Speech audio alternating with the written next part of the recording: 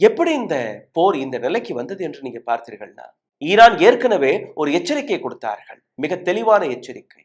எங்களுடைய oil refinery எண்ணெய் கிணறுகள் மீது நீங்க தாக்குதலை நடத்தினீர்கள்னா, பதில் தாக்குதல் எங்கள் தரப்பிலிருந்தும் வரும்.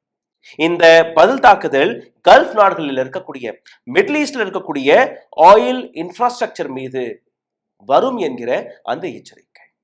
இஸ்ரேல், அமெரிக்கா 2 பேருக்குமே இந்த எச்சரிக்கை, இந்த வார்னிங் நன்றாகவே புரிந்தது. ஆனால் கூட வேணும்னே இஸ்ரேல் நடத்திய தாக்குதல் ஈரான்ல இருக்கக்கூடிய சவுத் பார்ஸ் என்கிற இந்த இடம் உலகத்தின் மிக பெரிய ஆயில் ஃபீல்டில் இது ஒன்று. வேர்ல்ட் லார்ஜஸ்ட் ஆயில் ஃபீல்டில் இந்த தாக்குதல் நடந்தது. இந்த தாக்குதல் நடந்த அடுத்த நிமிடமே ஈரான் சரண்டர் ஆகி விடுவார்கள் என்று இவர் நம்பினார்கள். ஆனால் ஈரான் ரெட்டாலியேட் செய்தது.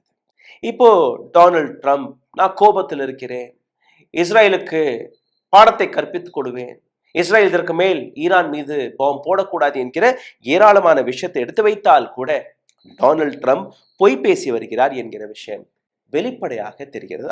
நடந்த தாக்குதலுக்கு பின்பு எந்த அளவில் ஒட்டுமொத்த கல்ஃப் நாடுகள் மட்டுமல்ல, ஒட்டுமொத்த உலகத்துடைய எக்கனாமி மிகப்பெரிய ஆபத்தில் போய் சிக்கியிருக்கிறது நீங்க பார்த்தீர்கள்னா, கல்ஃப் நாடுகள் எடுத்து வைக்கக்கூடிய கம்ப்ளைண்ட் என்ன, குற்றச்சாட்டு என்ன?